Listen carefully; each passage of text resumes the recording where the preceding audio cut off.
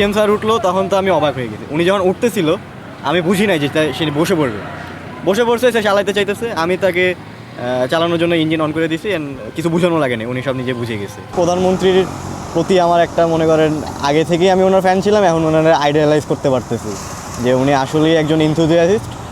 আর উনি হইতেছে গাড়ি সম্পর্কে কিছু হইলেও জানে, যেমন অনেকেই হয়তো বলতে পারবেন না এই জিনিসটার নাম কি, উনি জানে এটার নাম টাইরড, উনি এটা বলতে পারবে। অ্যান্ড ওনার এগুলোর প্রতি যে ইন্টারেস্ট আছে বা মনে করেন এইসব কী বলবো, এগুলোর উদ্ভাবনের প্রতি ওনার একটা আবেগ আছে, এটা বোঝা যায়। মানুষজন অনেকে কমেন্ট করে যে দেশের ভবিষ্যৎ নাই, বাট এখন এটা বলা যায় যে দেশে একটা ভবিষ্যৎ আছে অ্যান্ড মোহাম্মদ তারেক রহমান আমাদেরকে এগিয়ে নিয়ে যাবে অ্যান্ড হেল্প করবে। বাংলাদেশে কোনো ট্র্যাক নেই, আমি চাই তারেক রহমান স্যার নিজেই বলছে একটা ট্র্যাক দিবে, আমি বলছি যে দেন সমস্যা নেই, আমি ট্র্যাক দিলে আমি ওটা ইউটিলাইজ করবো। তার চালায় ভালো লাগছে এবং উনি বলছে যে এটা চালানোর আরও আপগ্রেড করা যাবে অ্যান্ড আমি জানি তুমি পারবা।